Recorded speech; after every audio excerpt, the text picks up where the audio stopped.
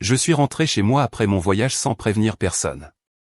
J'ai trouvé ma femme dans le salon, en train de pleurer toute seule, complètement dévastée. Mais mon fils, lui, était dans la cuisine, en train de rire aux éclats avec ses beaux-parents. Il n'en avait même rien à faire. Alors je suis entré directement, et je lui ai fait regretter ça immédiatement. Je n'ai jamais aimé appeler à l'avance pour dire quand j'allais arriver. C'est une habitude que j'ai depuis que je suis jeune. J'aime voir la surprise dans les yeux d'Hélène quand elle me voit entrer par la porte plus tôt que prévu. Ses yeux s'illuminent, et elle court me serrer dans ses bras comme si on était encore deux jeunes mariés. Même si cela fait 42 ans qu'on est ensemble. Avant de vous raconter comment tout a commencé, je dois vous demander une faveur. S'il vous plaît, écrivez dans les commentaires d'où vous regardez cette histoire. Et n'oubliez pas de mettre un like à cette vidéo et de vous abonner à la chaîne.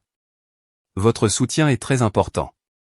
Ce jour-là, le 21 décembre, j'ai décidé de finir plus tôt mon service comme chauffeur d'application. Notre petit village côtier était calme, et je ne pensais qu'à rentrer à la maison pour commencer à préparer les fêtes avec ma femme. Noël a toujours été spécial pour nous. Encore plus maintenant que nous sommes seuls la plupart du temps. Depuis que Nathan, notre fils unique, s'est marié avec Amber et a quitté la maison. Arthur, me demanda Roger, un autre chauffeur qui gare toujours sa voiture près du terminal.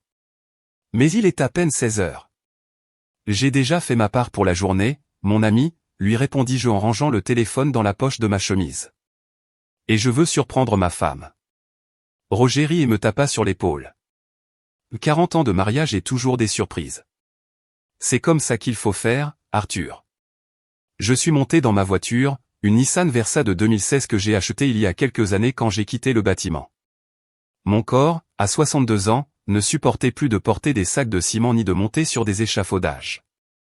Je conduisais lentement dans les rues, pensant à tout ce qu'Hélène et moi avions construit ensemble. Notre maison, petite mais décente, nous avait pris presque 30 ans à terminer. J'avais moi-même posé chaque brique. On avait économisé chaque dollar pour acheter les matériaux. Elle en lavant et repassant pour d'autres personnes. Et moi en faisant des doubles tours dès qu'il y avait du travail. En tournant au coin de notre rue, j'ai remarqué quelque chose d'étrange. Il y avait une voiture que je ne reconnaissais pas garée devant ma maison. Une Civic noire assez récente, et à côté, le pick-up de Nathan. Je ne m'attendais pas à le voir avant le réveillon de Noël, dans 3 jours. J'ai garé la voiture à mi-pâté de maison et j'ai marché lentement vers la maison. Quelque chose ne semblait pas normal. Nathan ne venait jamais nous voir sans prévenir. Et encore moins avec une voiture qui n'était pas la sienne. À mesure que je m'approchais, j'entendais des rires venant de l'intérieur. Des rires d'hommes, des rires de femmes, le tintement des verres. Mais ce qui m'a arrêté net, c'est de voir Hélène assise seule sur le petit banc de l'entrée. La tête baissée et les épaules tremblantes. Ma femme pleurait. Je me suis approché sans bruit, le cœur battant fort. « Mon amour, qu'est-ce qu'il se passe ?» murmurai-je en m'agenouillant devant elle. Hélène leva les yeux, surprise et effrayée en même temps. Ses yeux étaient rouges et gonflés. « Ah » s'exclama-t-elle doucement, essuyant rapidement ses larmes. « Je ne t'attendais pas si tôt. »« Qu'est-ce qu'il se passe ? Pourquoi tu pleures ?» insistai-je en prenant ses mains dans les miennes. Elles étaient froides malgré la chaleur de l'après-midi. Elle regarda nerveusement vers la porte entr'ouverte de notre maison. D'où continuaient à venir des rires et des voix animées. « Ce n'est rien, juste, commença-t-elle, mais s'arrêta.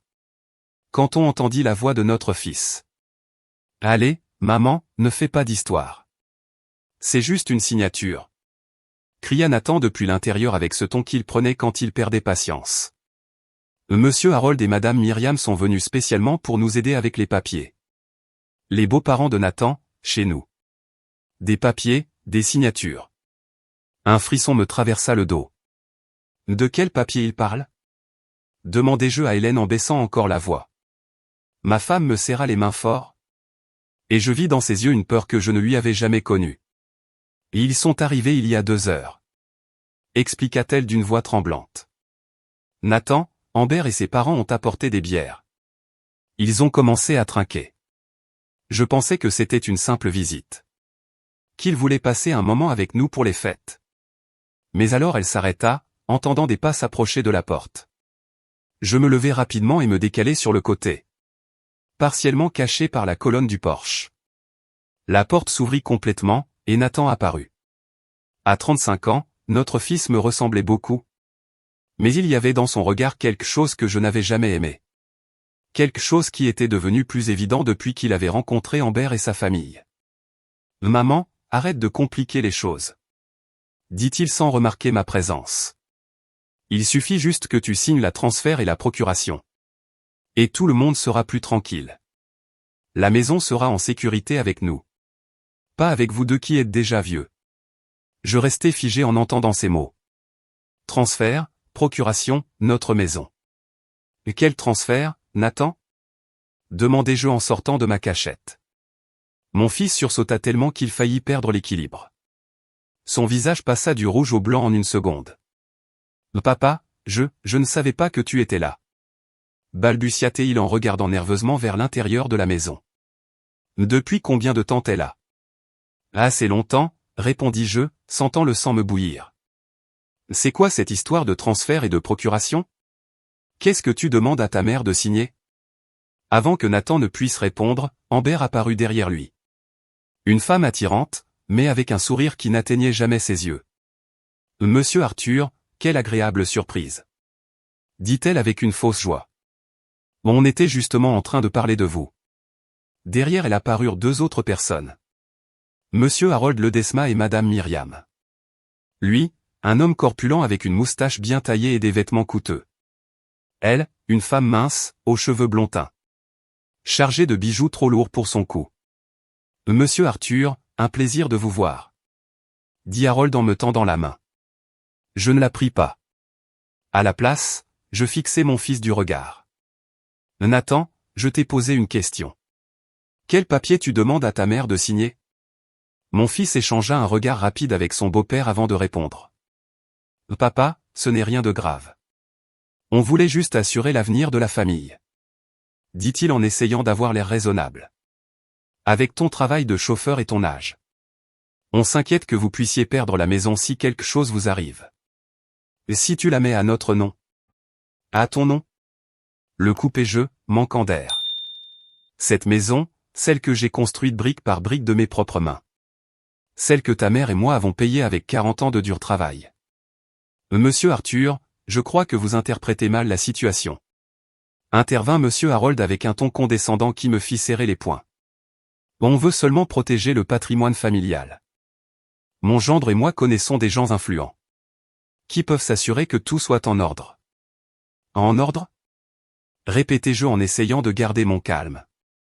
Cette maison est déjà en ordre. J'ai le titre de propriété. Tous les papiers sont à jour. Je n'ai besoin de personne pour la protéger.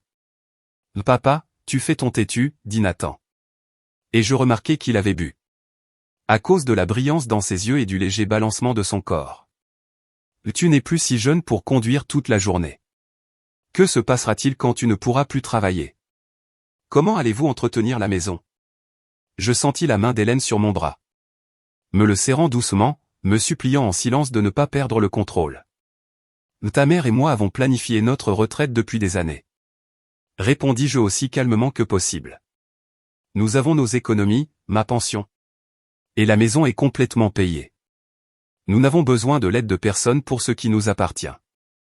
Monsieur Arthur.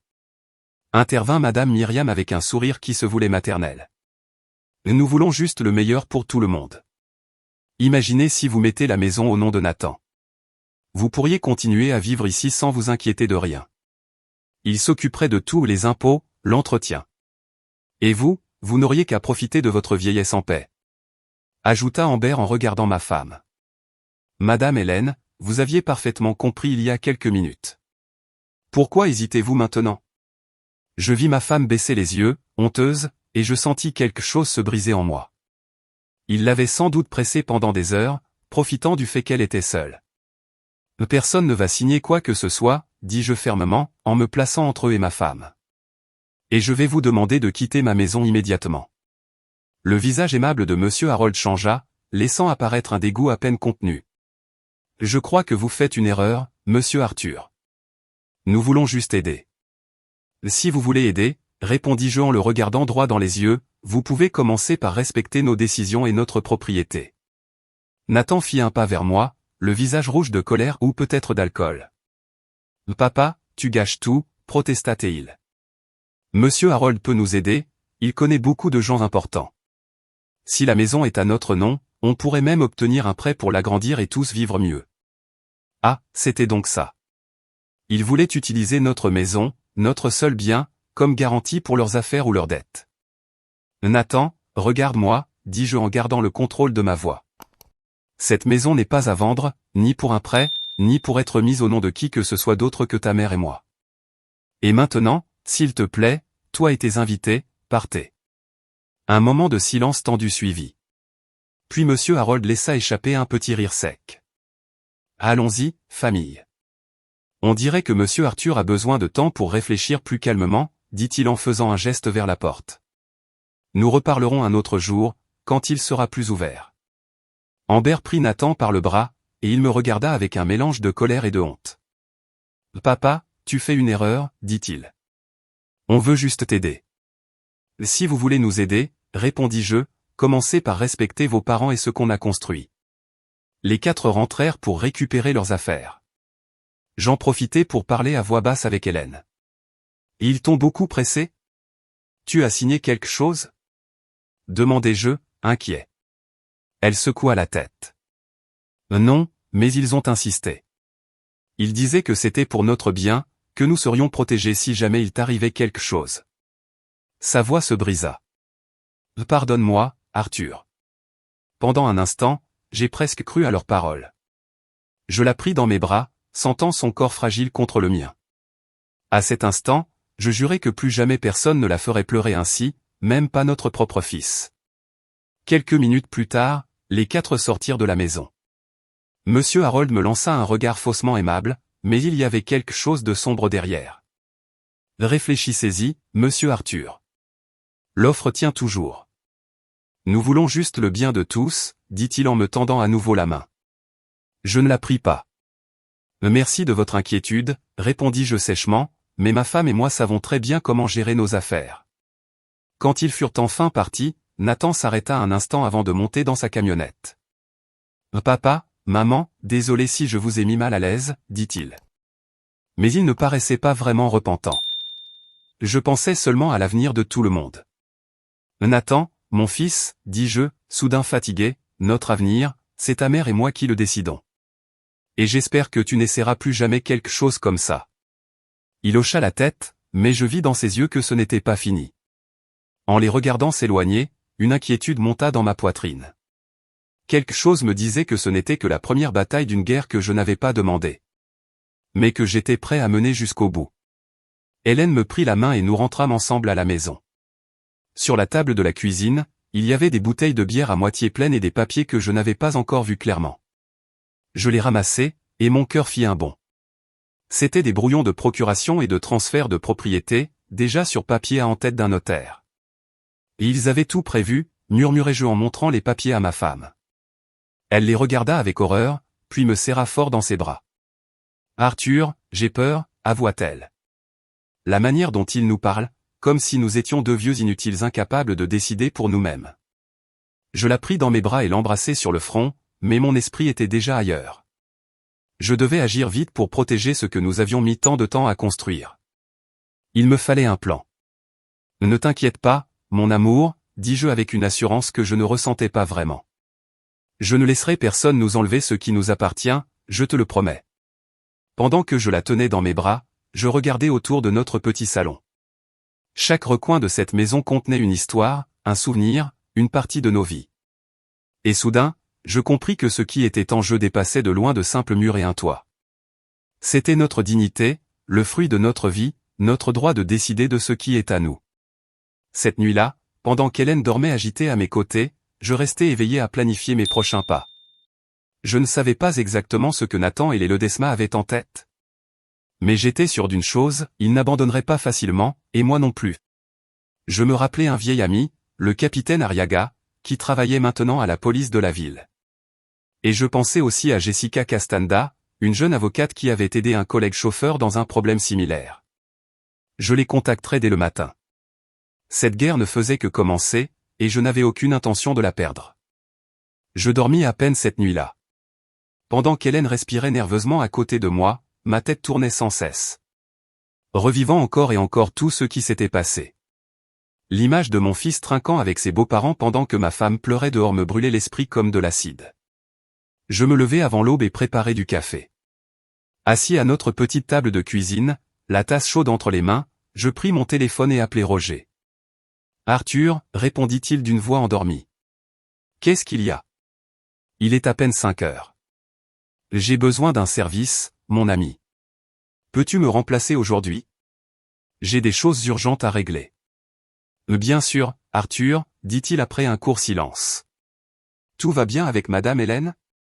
Je te raconterai, répondis-je sans vouloir entrer dans les détails.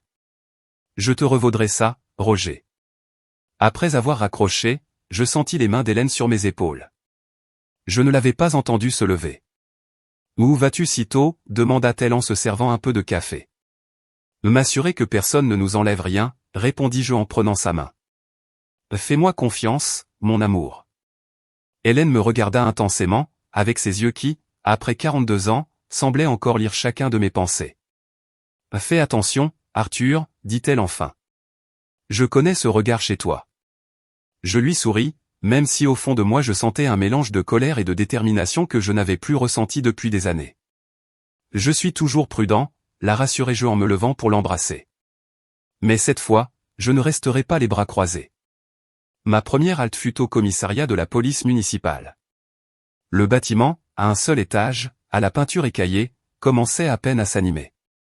Quand j'arrivai, 2 jeunes officiers sortaient de leur service, les yeux rouges de fatigue après une nuit de garde. « Monsieur Arthur », entendis-je une voix familière derrière moi. Je me retournai, et là se trouvait le capitaine Arriaga. Nous avions grandi ensemble dans le même quartier. Même si nos chemins s'étaient séparés quand il était entré à l'école de police et moi dans le bâtiment. La vie nous avait réunis des années plus tard, quand nos enfants allaient à la même école. « Martin, quel plaisir de te voir », dis-je en lui serrant la main. « Et qu'est-ce qui t'amène ici si tôt » demanda-t-il en m'invitant à entrer dans son bureau. « Entre, je viens de faire du café. » Une fois à l'intérieur, je lui racontai tout ce qui s'était passé la veille. Son visage se durcit à mesure que je parlais. « Je connais les Ledesma », dit-il enfin en s'appuyant sur sa chaise. « Monsieur Harold se croit grand entrepreneur, mais il a la réputation de profiter des autres. Et ce que tu me dis sur Nathan ?» Il fit une pause.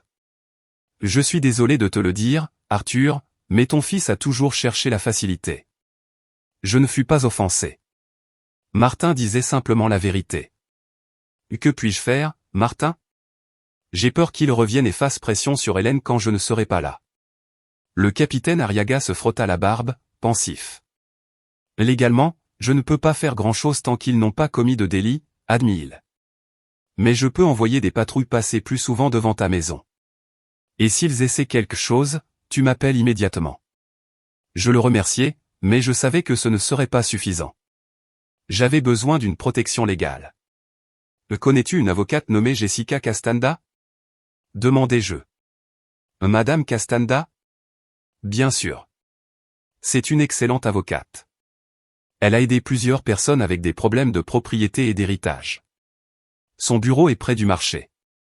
Après avoir dit au revoir à Martin, je suis allé directement au bureau de l'avocate. À ma surprise, malgré l'heure matinale, les lumières étaient allumées. J'ai frappé à la porte en verre dépoli et une voix jeune m'a invité à entrer. Jessica Castanda s'est avérée être une femme bien plus jeune que ce que j'imaginais, probablement dans la trentaine. Elle portait un tailleur simple mais formel, et ses cheveux noirs étaient attachés en un chignon serré. Ses yeux, derrière des lunettes à monture fine, m'ont étudié avec curiosité. « En quoi puis-je vous aider ?» demanda-t-elle en indiquant une chaise devant son bureau. Je lui ai raconté ma situation sans omettre aucun détail. Elle a écouté sans m'interrompre, prenant parfois des notes sur un bloc-notes juridique. Quand j'ai fini, elle a retiré ses lunettes et a soupiré. « Monsieur Arthur, ce que vous décrivez est malheureusement très courant, dit-elle. Des enfants ou des proches qui mettent la pression aux personnes âgées pour leur faire transférer leurs biens, parfois par la tromperie, parfois par des menaces voilées. Que puis-je faire pour nous protéger ? Plusieurs choses, répondit-elle en remettant ses lunettes. D'abord, nous devons examiner votre documentation. Avez-vous un testament? Nous en avons fait un il y a environ 10 ans, avouai-je. Nathan est notre fils unique, alors nous l'avons laissé comme seul héritier. Il faut changer cela immédiatement, dit-elle fermement. Et nous devons révoquer tout pouvoir notarié que votre fils pourrait avoir. Pouvoir notarié? Nous ne lui avons donné aucun pouvoir notarié. L'avocate me regarda intensément. En êtes-vous absolument certain? Parfois ces documents sont signés sans bien comprendre leurs implications. Votre épouse a peut-être signé quelque chose sans que vous le sachiez. Un frisson me parcourut le dos. Hélène m'avait dit qu'elle n'avait rien signé hier, mais avant.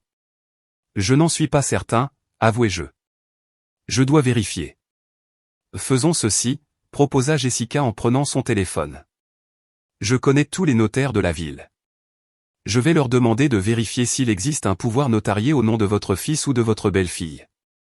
En attendant, préparons une révocation de tout pouvoir existant et un nouveau testament. Pendant les 2 heures suivantes, Jessica a rédigé plusieurs documents, pendant que je lui fournissais toutes les informations nécessaires sur nos biens. En plus de la maison, nous avions quelques économies modestes et un petit terrain en périphérie que nous avions acheté il y a des années pour la retraite. Monsieur Arthur, je vous recommande de mettre la maison dans une fiducie, me dit-elle en terminant de taper. C'est une structure légale qui protégera le bien même après votre disparition, en garantissant que votre épouse puisse continuer à y vivre à vie. Ensuite, vous pourrez décider qui héritera et à quelles conditions, ou même la donner à une cause qui vous tient à cœur. L'important, c'est que personne ne pourra vous forcer à la transférer. À ce moment-là, le téléphone sonna et nous interrompit. Jessica répondit, et son expression devint sérieuse pendant qu'elle écoutait.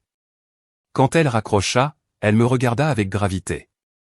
Nous avons un problème, monsieur Arthur. Selon monsieur Lopez, le notaire, il y a 6 mois, un pouvoir notarié général a été enregistré au bénéfice de votre fils, Nathan, signé par madame Hélène. Je sentis le sol se dérober sous mes pieds. C'est impossible, protestai-je. Hélène ne ferait jamais ça sans m'en parler. Le notaire dit que la signature semble authentique, mais... Elle marqua une pause. Monsieur Arthur, votre épouse signe-t-elle tous ces documents elle-même, ou il arrive que vous signez pour elle?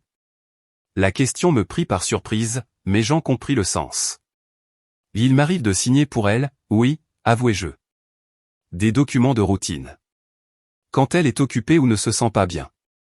Nos signatures se ressemblent beaucoup. Jessica hocha la tête comme si elle confirmait un soupçon. Il est possible que quelqu'un ait falsifié sa signature, ou qu'on lui ait fait signer quelque chose en lui faisant croire que c'était un autre document, dit-elle. Dans tous les cas, nous allons révoquer ce pouvoir notarié immédiatement et déposer une plainte pour possible falsification. Nous avons passé le reste de la matinée à aller d'une étude notariale à l'autre, en officialisant la révocation du pouvoir et en mettant en place la fiducie pour notre maison. Nous avons aussi modifié le testament, en précisant clairement que toute tentative de coercition ou de manipulation disqualifierait automatiquement Nathan comme héritier. Il était presque midi quand nous avons terminé. Avant que je parte, Jessica me donna un dernier conseil. Monsieur Arthur, vous devez obtenir des preuves de ce que votre fils et les Ledesma essaient de faire. S'ils reviennent vous mettre la pression, enregistrez la conversation. Nous sommes dans un état au consentement d'une seule partie, ce qui signifie qu'une seule personne doit consentir pour que l'enregistrement soit légal, et cette personne peut être vous. Elle m'a montré comment configurer l'application d'enregistrement sur mon téléphone et l'activer discrètement. Puis elle m'a remis un dossier avec des copies de tous les documents que nous avions traités.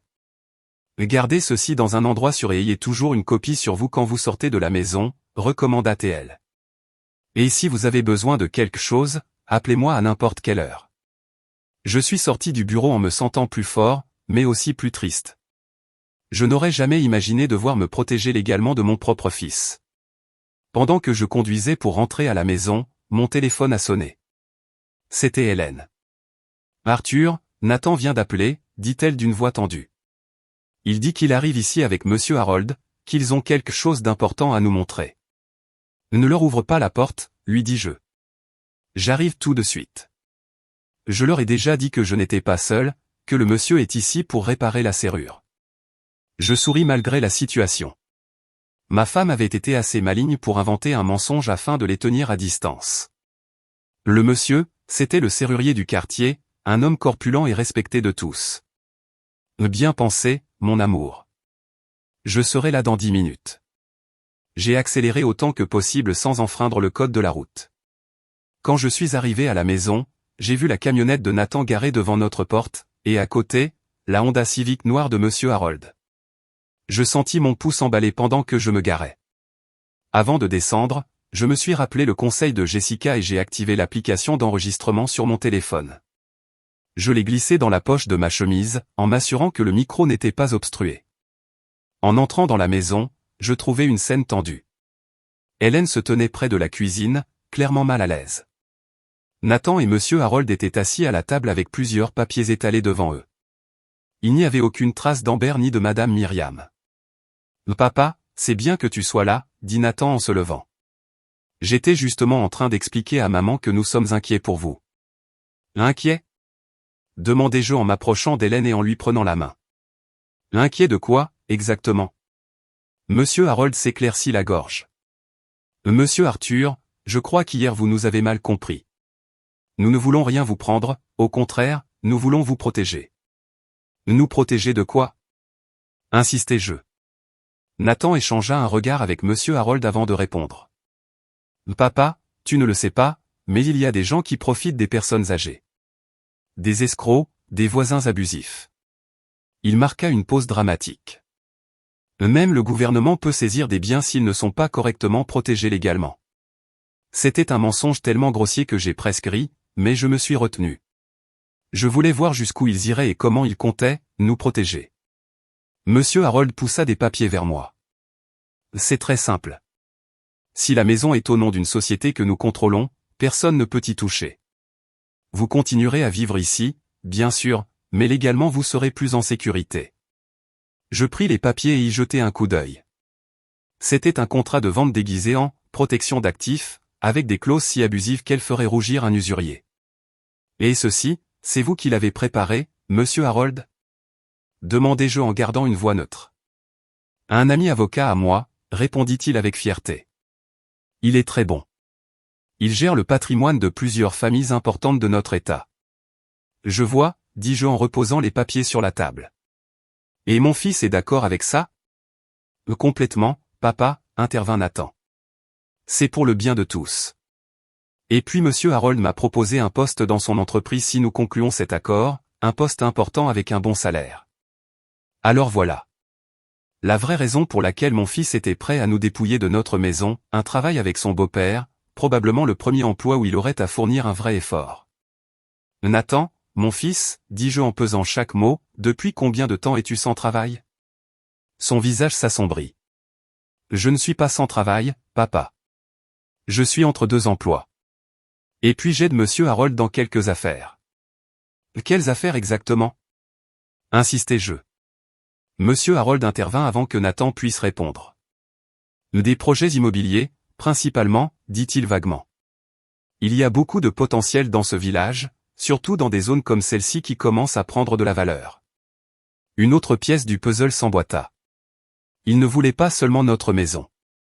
Il prévoyait probablement de la vendre plus tard à des promoteurs immobiliers, profitant du fait que notre quartier commençait à attirer des touristes et des acheteurs venus d'ailleurs. « Je comprends parfaitement, » dis-je, les surprenant par mon ton conciliant. « Vous avez raison, il faut protéger le patrimoine familial. » Je vis une lueur de triomphe dans les yeux de Monsieur Harold, et Nathan se détendit visiblement. « Je suis content que tu comprennes, papa, » dit mon fils avec un sourire pour la première fois. « Bien sûr, » continuai-je. « D'ailleurs, je viens justement de faire exactement cela, protéger légalement ce qui nous appartient. » Je sortis la chemise que m'avait donnée Jessica et en tirai quelques documents. « Ce matin, Hélène et moi avons mis notre maison dans une fiducie irrévocable, » expliquai-je. « Et nous avons aussi révoqué le pouvoir notarié que, soi-disant, ma femme avait donné à Nathan il y a 6 mois. » Le sourire de Nathan disparut, et Monsieur Harold se raidit. « Que as-tu fait ?» demanda mon fils, incrédule. « Ce que je devais faire, protéger ce qui est à nous, » répondis-je fermement. « Ah, et au fait, nous avons également déposé une plainte pour falsification de signature possible. Mademoiselle Castanda s'occupe de tout. » Monsieur Harold se leva brusquement, ramassant ses papiers. « Je ne crois pas que vous réfléchissiez clairement, Monsieur Arthur, » dit-il en essayant de garder un ton aimable, « mais avec une menace à peine voilée dans la voix. Nous aurions pu conclure un accord bénéfique pour tout le monde. Il n'existe aucun accord qui implique de nous prendre notre maison et qui puisse être bénéfique pour tout le monde, répondis-je. Et maintenant, je vais vous demander de quitter ma propriété. Nathan me regarda avec un mélange de colère et de surprise. Papa, tu fais une grave erreur. Monsieur Harold essaie seulement de nous aider. Non, Nathan, celui qui fait une erreur, c'est toi, dis-je, la tristesse au cœur. Et j'espère qu'un jour tu comprendras. Ce n'est pas fini, menaça Monsieur Harold en se dirigeant vers la porte. J'ai des amis partout, et ta petite avocate va bientôt le découvrir. Vos menaces sont enregistrées, Monsieur Harold, l'informai-je en sortant mon téléphone de ma poche. Toute cette conversation aussi. Mademoiselle Castanda m'a conseillé de recueillir des preuves, et c'est exactement ce que j'ai fait. Monsieur Harold devint livide, et Nathan resta la bouche ouverte. Nous nous verrons au tribunal si nécessaire, ajoutai-je. Mais je vous assure que vous n'arriverez pas à nous prendre ce que nous avons construit avec tant d'efforts. Sans un mot de plus, Monsieur Harold quitta la maison. Nathan resta un moment, me regardant avec une expression que je ne pus décrypter. Je n'aurais jamais cru que tu douterais ainsi de moi, dit-il enfin. Je suis ton fils.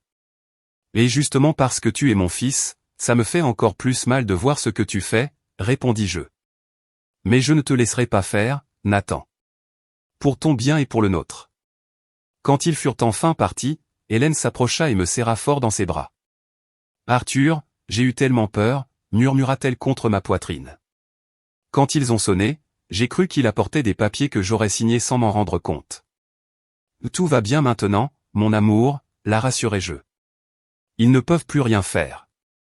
Mais pendant que je la tenais, je regardais par la fenêtre et vis Nathan et Monsieur Harold parler vivement près de leur véhicule. Mon fils gesticulait avec colère, et son beau-père semblait lui donner des instructions. J'étais sûr que ce n'était pas terminé. Cela ne faisait que commencer. Cette nuit-là, j'ai appelé Monsieur S., le serrurier du quartier. Je le connaissais depuis des années. Nous avions travaillé ensemble sur plusieurs chantiers quand j'étais encore maçon. C'était un homme costaud, aux mains larges et dures à cause du travail, mais aussi précis qu'un chirurgien quand il s'agissait de serrures. Changer toutes les serrures maintenant, demanda-t-il, surpris, quand je lui expliquai ce que je voulais. Oui, c'est urgent. Il y eut un silence à l'autre bout du fil. Des problèmes avec le garçon, demanda-t-il enfin. Je ne fus pas surpris qu'il le devine. Dans un quartier comme le nôtre, les rumeurs circulent plus vite que la pluie pendant une tempête. Quelque chose comme ça, avouai-je. Je t'expliquerai quand tu arriveras. 1 heure plus tard, il était à notre porte avec sa boîte à outils. Pendant qu'il travaillait sur la serrure principale, je lui racontai ce qui s'était passé, en omettant seulement les détails les plus douloureux. Ce n'est pas la première fois que je vois ça, Monsieur Arthur, commenta-t-il en démontant le mécanisme de la porte. Le mois dernier, j'ai changé les serrures de Madame Germain parce que son neveu lui avait volé sa pension 2 fois. Et qu'est-il arrivé? Eh bien, le garçon est revenu furieux, menaçant de défoncer la porte. J'ai dû appeler la police, répondit-il en ajustant une pièce. Il n'est jamais revenu depuis. Je crois qu'il vit maintenant dans le village voisin.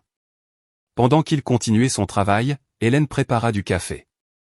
Quand nous nous sommes assis à la petite table de la cuisine, elle me serra la main avec force. Arthur, tu crois que Nathan essaiera d'entrer de force, demanda-t-elle, l'inquiétude gravée sur le visage. Avant que je puisse répondre, le serrurier parla depuis l'entrée. Ne vous inquiétez pas, Madame Hélène. Ces nouvelles serrures sont impossibles à forcer. Et il sortit de sa poche de petites caméras de la taille d'un briquet. Je vais en installer à l'entrée et dans la cour arrière. Ce sont des caméras de sécurité reliées à votre téléphone. Si quelqu'un essaie d'entrer, vous recevrez une alerte. Où as-tu trouvé ça, S? Demandai-je, surpris. Un ami à moi les importe. Elles sont bonnes et pas trop chères. Je vous les laisse, c'est compris dans le travail. J'acceptai, reconnaissant. Toute mesure de sécurité supplémentaire était bienvenue. Le serrurier termina vers 10 heures du soir. Avant de partir, il me remit 3 jeux de nouvelles clés. Un pour chacun de vous, et le 3e, cachez-le bien, juste au cas où, recommanda-t-il. Et Monsieur Arthur, si vous avez besoin de quoi que ce soit d'autre, appelez-moi. Je le payais selon notre accord, avec un supplément pour l'urgence et les caméras. Quand il partit, Hélène et moi restâmes assis dans le salon, chacun perdu dans ses pensées. « Tu crois vraiment que Nathan essaierait d'entrer sans permission ?» demanda ma femme d'une voix tremblante. Je soupirai profondément. Cela me faisait mal d'y penser. Mais après ce que j'avais vu, je ne pouvais plus faire confiance à notre fils. « Je ne sais pas, mon amour, répondis-je honnêtement. Mais mieux vaut prévenir. » Cette nuit-là, pendant qu'Hélène dormait nerveusement à mes côtés, je regardais encore et encore l'enregistrement que j'avais fait de la conversation avec Nathan et Monsieur Harold.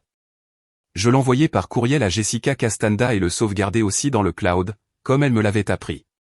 Le lendemain, je décidai d'aller travailler comme d'habitude. Nous devions garder notre routine pour ne pas éveiller plus de soupçons.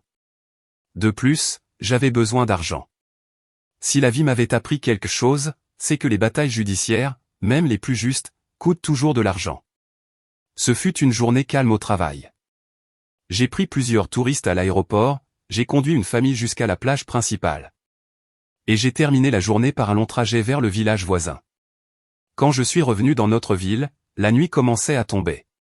En m'approchant de la maison, j'ai remarqué quelque chose d'étrange. 2 véhicules que je ne reconnaissais pas étaient garés tout près. Ce n'était ni la camionnette de Nathan ni la Honda Civic de Monsieur Harold, mais un Volkswagen blanc et un Jeep rouge. Un frisson me parcourut le dos. Je me garai à mi-pâté de maison et m'approchai avec précaution. Juste à ce moment-là, mon téléphone vibra. C'était une notification des caméras que le serrurier, Monsieur S, avait installées. Il y avait du mouvement devant la porte d'entrée. J'ouvris l'application et ce que je vis me glaça le sang. Amber, la femme de Nathan, frappait fort à notre porte. À côté d'elle se tenaient un homme et une femme que je ne reconnaissais pas. La femme portait une mallette qui semblait contenir des documents. J'appelai immédiatement à la maison. Hélène répondit à la 2e sonnerie. « Arthur, où es-tu » demanda-t-elle d'une voix anxieuse. « Je suis près de la maison. Je vois Amber à la porte avec d'autres personnes. »« Qui sont-ils » Elle dit qu'ils sont une travailleuse sociale et un médecin, venus pour évaluer notre. Sa voix se brisa. Notre capacité mentale à gérer nos affaires. Elle dit que Nathan est inquiet pour nous. La rage m'envahit. C'était donc leur nouvelle stratégie, essayer de nous faire passer pour inaptes. Ne leur ouvre pas la porte, quoi qu'il arrive, lui dis-je fermement. Et appelle mademoiselle Castanda tout de suite. Le numéro est dans le carnet à côté du téléphone. Dis-lui exactement ce qui se passe. Je l'ai déjà fait, Arthur. Elle m'a dit de ne pas les laisser entrer et qu'elle vient en route. Je souris malgré la situation. Hélène avait toujours été plus rapide et plus intelligente que les gens ne le pensaient. Bien joué, mon amour. Je vais aussi appeler le capitaine Arriaga. Je serai là dans 5 minutes. Je raccrochai et composai immédiatement le numéro de Martin. À mon soulagement, il répondit aussitôt. Arthur ? Tout va bien, Martin. Il y a des gens devant chez moi qui essaient d'entrer de force. Ils prétendent être une travailleuse sociale et un médecin, mais ils n'ont pas de rendez-vous et nous ne les avons pas appelés. Je pense que mon fils est derrière tout ça. J'arrive tout de suite, dit-il sans hésiter. Ne fais rien avant que j'arrive. Mais je ne pouvais pas simplement attendre. Je m'approchai davantage, assez pour voir ce qui se passait. Me cachant derrière un arbre à l'angle de la rue. Amber continuait à frapper de plus en plus fort à la porte. « Madame Hélène, nous savons que vous êtes là. » criait-elle. « Nous voulons seulement vous aider. Si vous n'ouvrez pas, nous devrons appeler les autorités. » C'est alors que je remarquai que l'homme filmait tout avec son téléphone. Ils étaient en train de créer des preuves pour montrer que nous ne coopérions pas. Probablement pour s'en servir contre nous plus tard. Je ne pus plus me contenir. Je sortis de ma cachette et m'approchai d'un pas ferme. « Mais quelqu'un peut-il m'expliquer ce que vous faites sur ma propriété ?» demandai-je d'une voix forte et claire. Les 3 se retournèrent, surpris. Amber se reprit vite et afficha son sourire le plus faux. « Monsieur Arthur, quelle bonne surprise. Je vous présente Madame Monica Vega, travailleuse sociale, et le docteur Ramirez. Ils sont ici pour faire une évaluation de routine. » Une évaluation de routine ? Répétai-je, incrédule. Ordonnée par qui ? parce que ni ma femme ni moi n'avons demandé une telle chose. La soi-disant travailleuse sociale fit un pas en avant. C'était une femme d'environ 40 ans, en tailleur formel, avec une expression sérieuse qui semblait apprise par cœur. Monsieur Arthur, votre fils Nathan a exprimé des inquiétudes quant à votre bien-être. Dans le cadre du protocole, nous devons faire une évaluation pour nous assurer que... De quelle agence gouvernementale venez-vous? L'interrompis-je, remarquant qu'elle ne portait aucun badge visible. La femme sembla déstabilisée un instant. Nous travaillons pour un programme d'aide privée, répondit-elle vaguement. Votre fils nous a également engagés. Alors vous n'avez aucune autorité légale pour être ici, conclus-je. Je vais vous demander de quitter ma propriété immédiatement. Le prétendu médecin intervint. Monsieur Arthur, nous comprenons votre inquiétude, mais c'est pour votre bien. Nous voulons juste vérifier que vous et votre épouse êtes capables de gérer vos affaires. C'est une procédure standard pour les personnes de votre âge. La colère me brûlait, mais je me forçais à rester calme. Je ne voulais pas leur donner de matière à utiliser contre moi. Docteur, comment avez-vous dit que vous vous appeliez? Demandai-je. Ramirez. Docteur Felipe Ramirez, répondit-il, mais je détectai une hésitation dans sa voix. Et votre licence médicale, docteur Ramirez? J'aimerais la voir, si ça ne vous dérange pas. L'homme devint visiblement nerveux. Je l'ai dans la voiture. Je pourrais. Ce ne sera pas nécessaire. Une voix ferme m'interrompit derrière moi. Je me retournai et vis Jessica Castanda s'approcher avec détermination. Suivie de près par le capitaine Arriaga et un autre policier. Madame Vega, docteur Ramirez, dit Jessica d'un ton qui montrait clairement qu'elle connaissait leurs identités. Je crains que vous ne soyez en train de commettre plusieurs délits. Notamment usurpation de fonction et harcèlement. La fausse travailleuse sociale perdit toute contenance.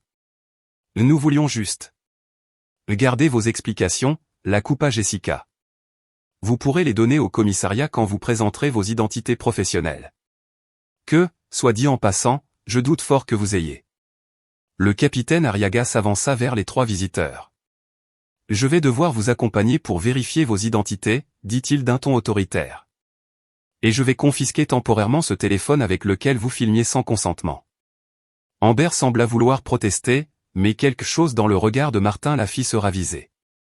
Les trois suivirent les policiers jusqu'à la voiture de patrouille garée à l'angle. Jessica s'approcha de moi.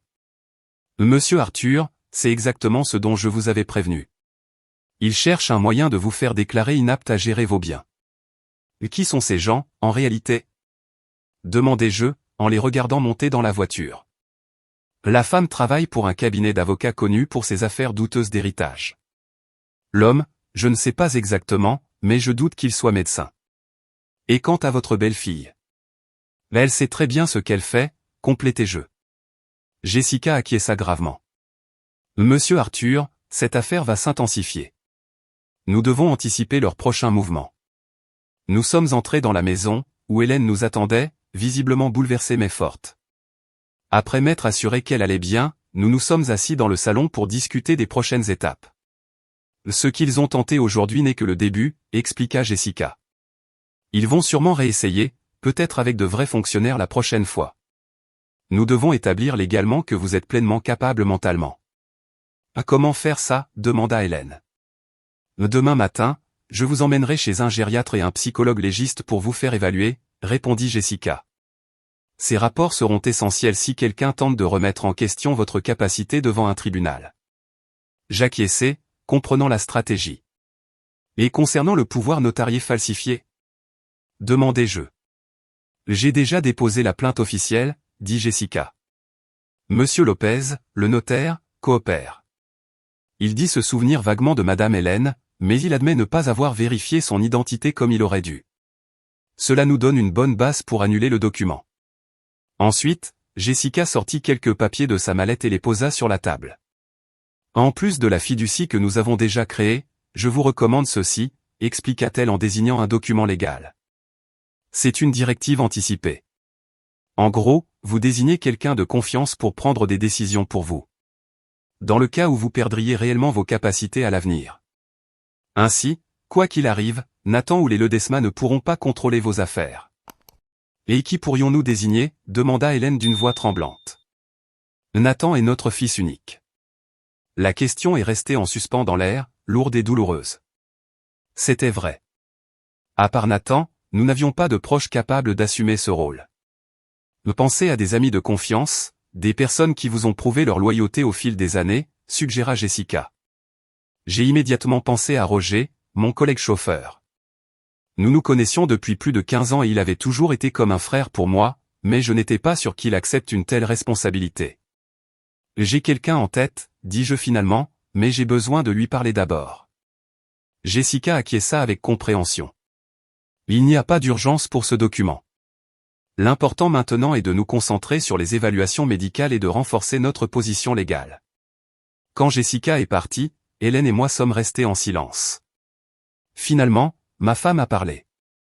Arthur, je n'aurais jamais pensé qu'on en arriverait là, dit-elle les larmes aux yeux, nous protéger légalement de notre propre fils. Je l'ai serré fort, sentant sa douleur comme si c'était la mienne. Moi non plus, mon amour, ai-je admis. Mais nous n'avons pas d'autre choix. Nathan a fait son choix et nous devons nous protéger. Comment en est-on arrivé là, demanda-t-elle à voix haute. Nous l'avons élevé du mieux possible. Nous lui avons donné des valeurs, une éducation. Ce n'est ni ta faute ni la mienne, la rassurai-je, même si, au fond, je me demandais si nous avions échoué quelque part. Nathan a choisi sa route quand il a rencontré les Ledesma. Ils l'ont changé. Ou peut-être qu'ils n'ont fait que faire ressortir quelque chose qui était déjà là, murmura Hélène. Je n'avais pas de réponse à cela. Je n'ai pu que la serrer plus fort, tandis que les ombres du soir s'allongeaient dans notre petit salon. Le lendemain, comme Jessica l'avait prévu, nous sommes allés voir le gériatre et le psychologue légiste. Les deux professionnels ont été minutieux dans leurs évaluations, nous posant des questions sur notre vie quotidienne, nos finances, notre mémoire et notre capacité à prendre des décisions. À mon grand soulagement, tous deux ont conclu que nous étions en parfaite condition mentale pour gérer nos affaires.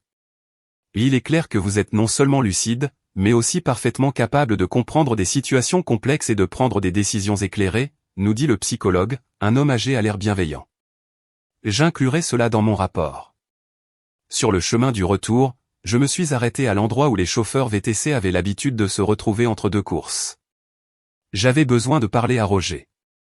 Je l'ai trouvé en train de boire un café, appuyé contre sa voiture, en attendant une nouvelle demande de course. « Arthur !» me salua-t-il avec un sourire. « Comment ça va ?» J'ai plus ou moins réglé mon affaire, répondis-je en m'asseyant à côté de lui sur un banc en ciment. En fait, c'est de ça que je voulais te parler. Je lui ai tout raconté, depuis la scène initiale avec Nathan et ses beaux-parents jusqu'à la tentative d'évaluation forcée de la veille. Roger a écouté attentivement, son expression passant de la surprise à l'indignation. « Je n'y crois pas, Arthur, dit-il quand j'eus fini. Ton propre fils, pour une maison. Ce n'est pas seulement la maison, Roger. C'est l'argent facile, c'est le contrôle, soupirai-je. Le fait est que j'ai besoin de te demander quelque chose d'important. » Je lui ai expliqué la directive anticipée et ce que cela impliquait. À ma surprise, Roger n'a pas hésité une seconde. « Bien sûr que j'accepte, Arthur. Ce serait un honneur que tu me fasses confiance pour quelque chose d'aussi important. Toi et Madame Hélène, vous avez été comme une famille pour moi depuis le décès de ma femme. J'ai senti un nœud dans ma gorge. La loyauté d'un véritable ami, dans des moments comme ceux-ci, n'a pas de prix. Merci, Roger. Tu ne peux pas savoir ce que cela signifie pour nous. » Nous avons encore parlé un moment, puis je suis rentré à la maison, le cœur partagé entre des émotions contradictoires. D'un côté, la profonde tristesse d'être en guerre avec mon propre fils. De l'autre, la gratitude d'avoir des personnes comme Jessica, Martin et Roger, prêtes à nous aider dans ces temps sombres. Quand je suis arrivé, j'ai trouvé Hélène dans la cuisine, en train de préparer le déjeuner.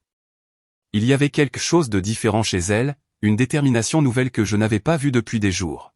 « Comment ça s'est passé avec Roger ?» demanda-t-elle en coupant des légumes avec précision. « Il a accepté sans hésiter », répondis-je en me lavant les mains à l'évier. « Il dit que c'est un honneur pour lui. » Hélène hocha la tête, comme si elle n'avait jamais douté de sa réponse. « Bien, alors demain nous appellerons l'avocate pour préparer le document, dit-elle fermement. « Et Arthur, j'y ai pensé, on devrait peut-être aussi changer les serrures de la parcelle de terrain. » Sa suggestion me surprit, mais elle avait raison. La petite parcelle que nous avions achetée en périphérie pour la retraite pouvait aussi être dans la ligne de mire de Nathan et des Ledesma. Mais tu as raison, acceptai-je. J'appellerai Monsieur S pour s'en occuper aussi. Et une chose de plus, continua Hélène en posant le couteau et en me regardant droit dans les yeux. Je veux apprendre à mieux utiliser le téléphone, à utiliser ses applis de sécurité, à enregistrer des conversations, tout. Je ne veux pas dépendre de toi tout le temps pour nous protéger. Sa détermination me remplit de fierté et d'amour. Ma Hélène, toujours plus forte que les gens ne l'imaginaient. Je t'apprendrai tout ce que je sais, lui promis-je en la serrant. Et ce que je ne sais pas, nous l'apprendrons ensemble. Cet après-midi-là, pendant que je lui montrais comment utiliser les différentes applications de sécurité sur son téléphone, j'ai senti que quelque chose changeait en nous. La douleur de la trahison de Nathan était toujours là, vive et profonde, mais à côté grandissait une farouche détermination à ne pas nous laisser abattre, à protéger ce que nous avions mis toute une vie à construire. Nous savions que la bataille ne faisait que commencer. Nathan et les Ledesma avaient sûrement d'autres tours dans leur sac, mais nous n'étions plus pris au dépourvu. Nous étions armés de connaissances juridiques, de preuves, d'alliés fidèles et, surtout, de la certitude que ce que nous défendions était juste et nous appartenait. La nuit tombait quand j'ai reçu un message de mademoiselle Jessica. C'était une notification indiquant que le tribunal avait accepté notre plainte pour falsification de signature et qu'une enquête officielle allait bientôt commencer. C'était une petite victoire, mais elle nous donnait de l'espoir. Pendant que je regardais Hélène s'exercer avec son téléphone, je souris intérieurement. Les Ledesma et Nathan pensaient que nous étions deux vieux sans défense, faciles à manipuler et à tromper. Comme ils se trompaient. Ils n'avaient encore rien vu de ce dont nous étions capables. Les semaines suivantes se sont déroulées dans un calme tendu. Nous n'avons eu aucune nouvelle de Nathan ni des Ledesma, ce qui, loin de nous rassurer, nous maintenait dans un état d'alerte constant. Comme me l'avait dit le capitaine Arriaga, quand ton ennemi se tait, c'est le moment où tu dois t'inquiéter le plus. Nous avons continué notre routine quotidienne. Je partais au travail, prenant des passagers à l'aéroport ou emmenant des touristes sur les plages. Hélène poursuivait ses activités habituelles, mais désormais elle gardait toujours son téléphone sur elle, enregistrant toute interaction suspecte, comme je le lui avais appris. Un après-midi, alors que j'attendais des passagers à l'aéroport, j'ai reçu un appel de Jessica Castanda. « Monsieur Arthur, nous avons des nouvelles, dit-elle en allant droit au but. Le notaire, Monsieur Lopez, a reconnu officiellement que la signature du pouvoir notarié n'a pas été correctement vérifiée. De plus, nous avons obtenu qu'un expert en graphologie confirme qu'elle ne correspond pas à la véritable signature de Madame Hélène. Je sentis un immense soulagement m'envahir. Alors, le pouvoir notarié est définitivement annulé? Exactement. Et il y a plus, continua Jessica. La plainte pour falsification suit son cours. Le juge a cité Nathan à comparaître la semaine prochaine. C'était une bonne nouvelle, mais aussi inquiétante. Si Nathan se sentait acculé légalement, qu'allait-il tenter maintenant? Vous pensez qu'ils vont essayer autre chose? Demandai-je. Il y eut un bref silence à l'autre bout du fil. Monsieur Arthur, les gens comme les Ledesma n'abandonnent pas facilement, répondit-elle avec prudence. Ils ont investi du temps et des ressources là-dedans. Ils sont probablement en train de planifier leur prochain coup. Après avoir raccroché, j'ai appelé Hélène pour lui annoncer les nouvelles. À ma surprise, elle n'a pas répondu. Ce n'était pas dans ses habitudes, surtout maintenant qu'elle faisait si attention à toujours garder son téléphone près d'elle. J'ai rappelé encore. Rien. Un sentiment d'alarme a commencé à monter en moi. J'ai annulé la course que j'attendais et j'ai conduit à toute vitesse vers la maison. Pendant le trajet, j'ai essayé de l'appeler plusieurs fois, mais toujours sans réponse. J'ai aussi appelé Monsieur S, Roger, même le capitaine Arriaga, mais personne ne l'avait vu ce jour-là.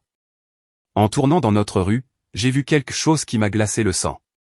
La camionnette de Nathan était garée devant notre maison, et à côté, un autre véhicule que je ne reconnaissais pas. Je me suis garé un peu plus loin et je me suis approché prudemment. Juste à ce moment, mon téléphone a vibré, une alerte des caméras de sécurité. J'ai ouvert l'application et j'ai vu des images de Nathan, Amber et une autre personne inconnue entrant dans notre maison. Hélène était avec eux, mais quelque chose n'allait pas chez elle. Elle se déplaçait lentement. J'ai immédiatement appelé le capitaine Arriaga. Martin, ils sont chez moi. Nathan et d'autres personnes. Quelque chose ne va pas avec Hélène. J'arrive tout de suite, répondit-il sans hésiter. N'entre pas seul, Arthur. Attends-moi. Mais je ne pouvais pas simplement attendre. Ma femme pouvait être en danger. Je me suis dirigé vers la maison, le cœur battant à tout rompre. Avant d'arriver à la porte, j'ai décidé de regarder par la fenêtre latérale, d'où je pouvais voir une partie du salon sans être vu. Ce que j'ai vu m'a glacé. Hélène était assise sur le canapé, le regard perdu, pendant qu'un homme en blouse blanche lui prenait l'attention. Amber filmait tout avec son téléphone, et Nathan parlait avec enthousiasme, comme s'il expliquait quelque chose.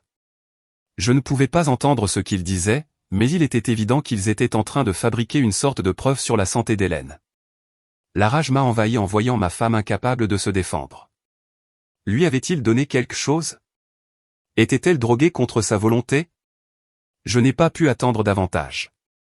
J'ai pris mon téléphone, activé l'enregistrement vidéo et je me suis dirigé vers la porte principale. À ma surprise, elle n'était pas verrouillée. Je suis entré discrètement. Comme vous pouvez le voir, disait Nathan à la caméra qu'Amber tenait, ma mère n'est pas en état de prendre des décisions importantes. Elle a besoin d'une surveillance constante. Qu'est-ce que c'est que ce cirque? Interrompis-je, la voix tremblante de colère. Les trois se retournèrent, surpris par mon entrée. L'homme en blouse blanche pâlit et s'écarta d'Hélène. Ma femme, en me voyant, essaya de se lever, mais elle semblait désorientée. Papa, dit Nathan, reprenant rapidement ses esprits. Nous ne t'attendions pas si tôt. Nous faisons juste une évaluation médicale à maman. Elle a été très confuse ces derniers temps. Confuse? Répétai-je en m'approchant d'elle et en lui prenant la main. Elle était froide et tremblait légèrement. Qu'est-ce que vous lui avez fait? Rien, monsieur Arthur, intervint l'homme en blouse blanche, visiblement nerveux. Je lui ai seulement donné un léger sédatif pour calmer son anxiété. Elle était très agitée quand nous sommes arrivés. Un sédatif sans son consentement? Ma voix monta dangereusement. Et vous êtes qui, vous? Un vrai médecin cette fois? L'homme balbutia quelque chose d'incompréhensible pendant qu'Amber continuait de filmer toute la scène. Éteins cette caméra, lui ordonnai-je. Ce que vous faites est illégal. C'est pour la protection de tous, répondit-elle sans cesser de filmer, pour documenter l'état de Madame Hélène. À ce moment, Hélène parla d'une voix faible, mais claire. Ils m'ont trompé, Arthur, dit-elle en serrant ma main. Ils ont dit qu'il apportait des nouvelles de toi, que tu avais eu un accident. Quand j'ai ouvert la porte, ils m'ont forcé à prendre des pilules. La colère me rendit presque aveugle. J'avançai vers Nathan, qui recula instinctivement. Tu te rends compte de ce que tu viens de faire? Lui dis-je, peinant à me contenir. C'est une agression, de la maltraitance envers personnes âgées, et une violation de domicile. On essayait juste d'aider, insista Nathan, mais sa voix n'était plus aussi assurée. Maman a besoin d'attention. Tu ne vois pas comment elle va parce que tu es toujours dehors à travailler. Ça suffit, le coupai-je. Je veux que vous sortiez tous les trois de ma maison, maintenant. Et vous, dis-je en me tournant vers le faux médecin, dites-moi exactement ce que vous avez donné à ma femme. L'homme, de plus en plus nerveux, sortit un flacon de pilule de sa poche. C'est juste un anxiolytique léger. Cela ne lui fera aucun mal. L'effet disparaîtra dans quelques heures. Je pris le flacon et le gardai avec moi. Ce sera une preuve, dis-je d'une voix glaciale. Sortez de chez moi. Mais Nathan ne bougea pas. Nous ne partons pas. Nous allons attendre que les autorités compétentes arrivent pour évaluer la situation. Quelles autorités? Demandai-je, un frisson dans le dos. Nous avons appelé les services sociaux avant de venir, expliqua-t-il avec un sourire triomphant. Nous leur avons dit notre inquiétude pour votre santé mentale. Ils devraient arriver d'une minute à l'autre. C'était donc ça, leur plan, créer une fausse crise pour que les autorités les trouvent en train d'aider leurs parents prétendument incapables. J'étais sur le point de répondre quand j'entendis des véhicules se garer devant la maison.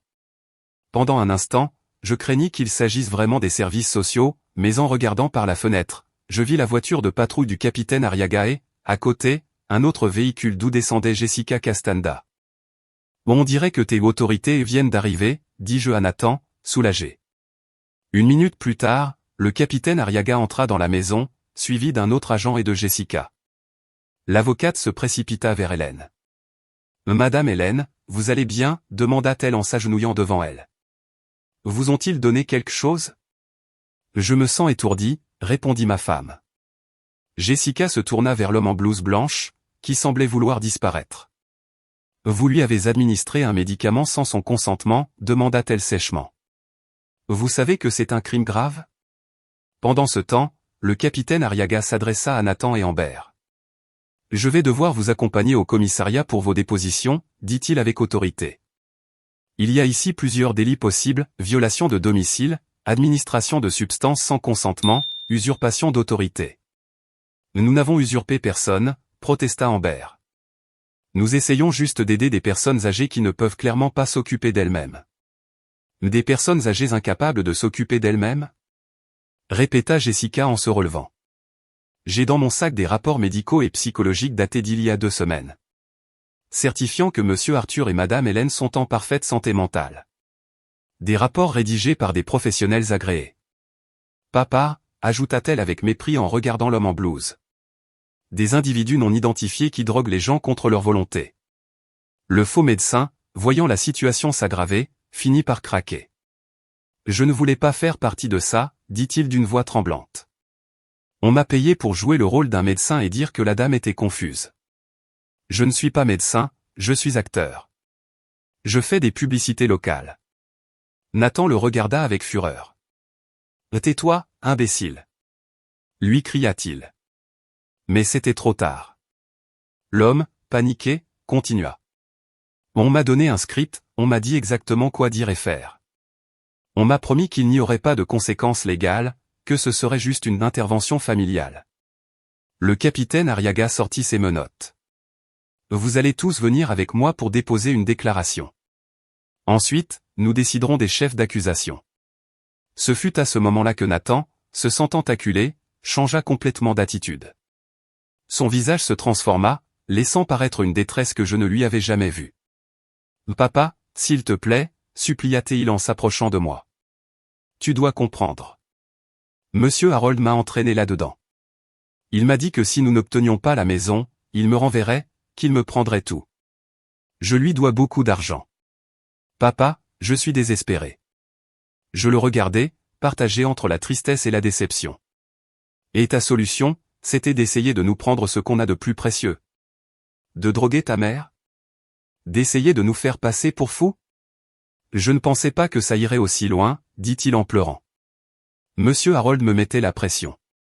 Il a dit que si je n'obtenais pas la maison, il me ruinerait, qu'il connaissait des gens capables de me détruire. Ça suffira, Nathan, l'interrompit le capitaine Arriaga. Tout ça, tu pourras le dire officiellement au commissariat. Allons-y. J'ai vu qu'on passait les menottes à mon fils et qu'on l'emmenait hors de la maison, avec Amber et le faux médecin. Je n'aurais jamais imaginé qu'on en arriverait là. Jessica est restée avec nous pendant qu'un vrai médecin, appelé par le capitaine Arriaga, examinait Hélène. Heureusement, le sédatif qu'il lui avait donné était relativement inoffensif et les effets commençaient à disparaître. Monsieur Arthur, me dit Jessica pendant que nous attendions dans la cuisine, la situation s'est beaucoup compliquée pour Nathan et les Ledesma. Cela va bien au-delà d'un conflit familial pour une propriété. Ils ont commis des délits graves. J'acquiesçai en sentant un énorme poids sur mes épaules. Que va-t-il se passer maintenant? Cela dépend en partie de vous, répondit-elle. Vous pouvez porter plainte officiellement pour tous les délits commis, ce qui mènerait probablement à des peines de prison, surtout pour Nathan et les Ledesma, qui ont tout orchestré. L'idée de voir mon fils en prison, même si j'étais furieux contre lui, me brisait l'âme. Et si nous ne portons pas plainte? Jessica me regarda avec compréhension. C'est aussi une option, mais j'ai peur que, sans conséquences graves, ils puissent réessayer à l'avenir. Les gens comme les Ledesma ne s'arrêtent pas facilement. Je passais la nuit éveillé, assis près du lit où dormait Hélène, désormais complètement remise du sédatif. En la regardant respirer calmement, je réfléchissais à tout ce qui s'était passé et à ce que nous devions faire. Le lendemain matin, après le petit déjeuner et une longue conversation avec Hélène, nous avons pris une décision. Nous avons appelé Jessica et lui avons demandé de nous accompagner au commissariat. Là, le capitaine Arriaga nous attendait et nous informa que Nathan, Amber et le faux médecin étaient toujours en détention. Les Ledesma avaient été localisés et interrogés, mais étaient libres pour l'instant. Nous avons décidé de la suite, dis-je à Martin et à Jessica lorsque nous nous sommes assis dans son bureau. Nous ne voulons pas que Nathan aille en prison. Jessica hocha la tête avec compréhension. Je comprends vos sentiments, monsieur Arthur. Mais, poursuivis-je, nous ne voulons pas non plus que cela reste sans conséquence. Je veux que Nathan comprenne la gravité de ce qu'il a fait, qu'il apprenne la leçon. Que proposez-vous exactement, demanda le capitaine. Hélène prit ma main et me regarda, me donnant la force de continuer. Nous voulons un accord, expliquai-je. Nathan doit se couper complètement des Ledesma, divorcer d'Amber si nécessaire, trouver un travail honnête et subvenir à ses besoins. Et tant qu'il montre qu'il change, qu'il prend sa vie en main, nous ne porterons pas plainte pour ce qui s'est passé hier. Et les Ledesma, demanda Jessica. Contre eux, oui, nous voulons engager des poursuites, répondit-elle fermement. Ce sont les véritables responsables de tout ceci. Ils ont manipulé notre fils, l'ont poussé, l'ont transformé en ce qu'il est devenu. Jessica et le capitaine Arriaga échangèrent un regard. Je peux organiser une réunion avec le parquet, dit finalement Jessica. Mais il nous faudra la coopération de Nathan, qu'il témoigne contre les Ledesma. Sans son témoignage, ce sera difficile de les poursuivre efficacement. Je lui parlerai, dis-je. Je lui expliquerai la situation. 1 heure plus tard, j'étais assis en face de Nathan dans une petite salle du commissariat. Il avait l'air hagard, avec de profondes cernes et une expression de défaite totale. Papa, commença-t-il dès qu'il me vit. Et écoute-moi bien, Nathan, l'interrompis-je. Ta mère et moi avons décidé de ne pas porter plainte contre toi à certaines conditions. Je lui expliquai en détail ce que nous avions convenu, sa rupture avec les Ledesma, la nécessité de trouver un travail honnête pour vivre, et surtout, ajoutai-je, nous avons besoin que tu témoignes, que tu dises tout ce que tu sais sur les Ledesma, comment ils t'ont poussé, leur plan pour notre maison, tout. Nathan me regarda avec un mélange de surprise et de soulagement. Je ne vais pas aller en prison. Non, si tu respectes ces conditions, répondis-je. Mais comprends bien, Nathan, c'est ta dernière chance. Si jamais tu réessais quelque chose comme ça, si tu nous trahis encore, il n'y aura plus de clémence. Je vis les larmes commencer à couler sur son visage. Je suis tellement désolé, papa, dit-il d'une voix brisée. Je me suis laissé entraîner. Monsieur Harold m'avait promis tant de choses, un poste important, de l'argent, de la reconnaissance, tout ce que j'ai toujours voulu sans devoir vraiment me fatiguer. C'est la racine du problème, mon fils, dis-je, partagé entre tristesse et compassion. Tu as toujours cherché la facilité, mais la vie ne fonctionne pas comme ça. Ce qui est gagné sans effort n'a pas de valeur. Il hocha lentement la tête, comme s'il comprenait enfin. Je témoignerai. Je dirai tout, promit-il. Je dirai comment c'est monsieur Harold qui a tout planifié dès le début, comment il m'a mis la pression, comment ils ont falsifié la signature de maman. Très bien, dis-je en me levant pour partir. Mademoiselle Castanda viendra bientôt prendre ta déposition officielle. Alors que j'allais sortir, Nathan m'appela. Papa, dit-il d'une voix tremblante, tu crois que toi et maman pourraient me pardonner un jour? Je m'arrêtai sur le pas de la porte sans me retourner. Le pardon, ça se mérite, Nathan. Avec des actes, pas avec des mots, répondis-je. Montre-nous que tu as changé. Alors nous parlerons de pardon. Les semaines suivantes furent intenses. Avec le témoignage de Nathan et les preuves que nous avions réunies, le parquet put poursuivre les Ledesma pour de multiples délits, falsification de documents, tentative d'escroquerie, coercition, complicité dans l'administration de substances sans consentement, entre autres. Nathan, comme il l'avait promis, se coupa complètement d'eux.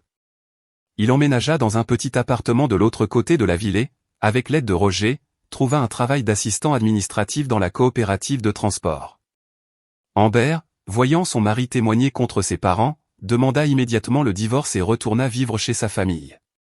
La rumeur disait que monsieur Harold avait perdu plusieurs contrats importants après que sa réputation eût été entachée par l'affaire judiciaire. Hélène et moi continuâmes notre vie, plus unis que jamais après cette épreuve. La maison, désormais protégée par la fiducie que nous avions mise en place, restait notre refuge, le symbole d'une vie entière de travail honnête et de sacrifice. Des mois passèrent avant que nous acceptions de revoir Nathan. Ce fut une rencontre brève et maladroite dans un café neutre. Il nous parla de son travail, de la façon dont il apprenait à se débrouiller par lui-même pour la première fois de sa vie d'adulte. Ce n'est pas facile, admit-il, mais j'ai l'impression que, pour la première fois, je fais ce qu'il faut.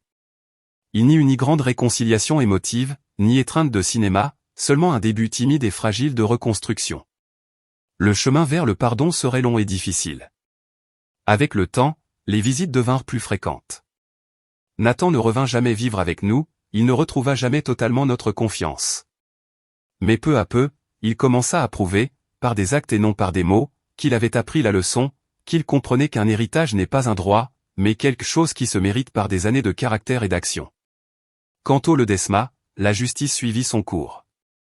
Ils n'écopèrent pas de peine de prison, mais d'amendes substantielles et de restrictions légales qui limitèrent fortement leurs activités commerciales. Un après-midi, tandis que Hélène et moi prenions un café sur notre petit porche, en regardant le soleil se coucher sur notre village, elle me prit la main et me regarda avec ses yeux qui, après plus de 4 décennies ensemble, restaient mon encre et mon or. « Tu sais, Arthur ? Parfois je pense que tout cela devait arriver, dit-elle. Peut-être que Nathan avait besoin de toucher le fond pour trouver sa route. Peut-être, répondis-je en serrant doucement sa main. Je regrette seulement que nous ayons du temps souffrir au passage. La souffrance forge le caractère, dit-elle avec cette sagesse tranquille qui l'a toujours définie. L'important, c'est qu'au final nous avons tous appris quelque chose. Nathan a appris les conséquences et la responsabilité. Et nous avons appris que nous sommes plus forts que ce que nous pensions, ajoutai-je. Elle hocha la tête en posant sa tête sur mon épaule. Et que ce que nous avons construit ensemble, personne ne peut nous l'enlever, pas même notre propre fils. Le soleil se couchait à l'horizon, peignant le ciel de teintes orangées et violettes.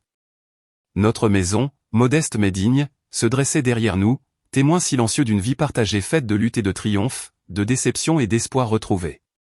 Et tandis que je serrais Hélène dans mes bras, je compris ce qui comptait vraiment.